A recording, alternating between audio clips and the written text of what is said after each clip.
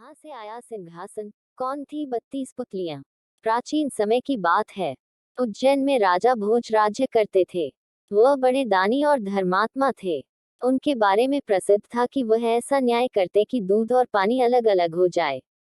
नगरी में एक किसान का एक खेत था, जिसमें उसने कई साग सब्जी लगा रखी थी। एक बार की बात है कि खेत में बड़ी अच्छी फसल हुई। पूरी जमीन पर तो खूब तरकारियां आईं, लेकिन खेत के बीचों बीच थोड़ी सी जमीन खाली रह गई। हालांकि किसान ने उस जमीन पर भी बीज डाले थे, लेकिन वहां कुछ नहीं उगा।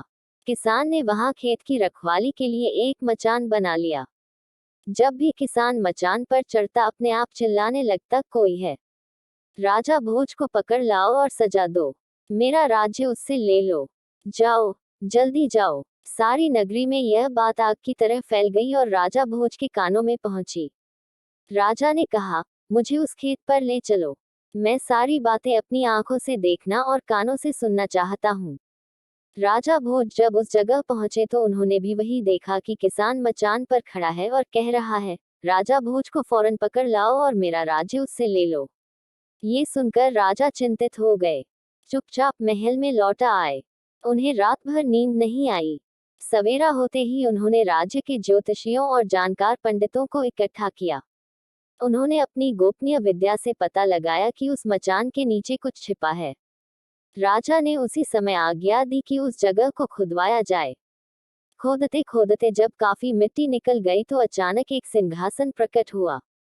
सिंहासन के चारों ओर 8-8 पुतलियां यानी कुल 32 पुतलियां खड़ी थीं। सबके अचरज का ठिकाना न रहा। राजा को खबर मिली तो सिंहासन को बाहर निकालने को कहा, लेकिन कई मजदूरों के जोर लगाने पर भी वह सिंहासन टस से मस न हुआ। तब एक पंडित ने कहा कि यह सिंहासन देवताओं का बनाया हुआ है, अपनी जगह से तब तक नहीं हटेगा जब तक कि राजा स्वयं इसकी पूजा अर्चना न करें। राजा ने ऐसा ही किया। पूजा अर्चना करते ही सिंहासन ऐसे ऊपर उठाया, मानो फूलों का हो। राजा बड़े खुश हुए। सिंहासन में कई तरह के रत्न जड़े थे जिनकी चमक अनूठी थी। सिंहासन के चारों ओर 32 पुतलियां बनी थी। उनके हाथ में कमल का एक एक फूल था। राजा ने हुक्म दिया कि खजाने से रुपया लेकर सिंहासन दुरुस्त करवाएं। सिंहासन सुंदर होने में 5 महीने लगे। अब सिंहासन दमक उठा था। जो भी देखता देखता ही रह जाता। पुतलियां ऐसी लगती मानो अभी बोल उठेंगी।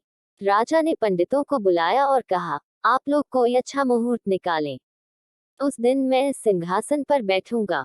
दिन तय किया गया। दूर दूर तक लोगों को निमंत्रण भेजे गए।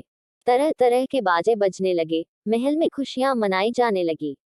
पूजा के बाद जैसे ही राजा ने अपना दाहिना पैर बढ़ाकर सिंहासन पर रखना चाहा कि सारी पुतलियां खिलखिलाकर हंस पड़ी।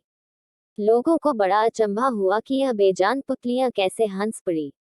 राजा ने अपना पैर खींच लिया और पुतलियों से पूछा, ओ सुंदर पुतलियों, सच सच बताओ कि तुम क्यों हंसी? पहली पुतली का नाम था रत्नमंजरी। राजा की बात सुनकर वह बोली, राजन, आप बड़े तेजस्वी हैं, धनी हैं, बलवान हैं, लेकिन इन सब बातों का आपको घमंड भी है।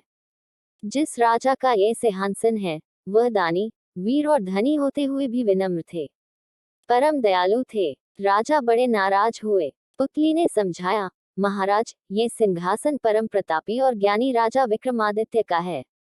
राजा बोले, मैं कैसे मानूं कि राजा विक्रमादित्य मुझसे ज्यादा गुणी और पराक्रमी थे? पुतली ने कहा, ठीक है, मैं तुम्हें राजा विक्रमादित्य की एक कहानी सुनाती हूँ। सिंहासन 32 की पहली पुतली रत्नमंजरी ने सुनाए एक कहानी।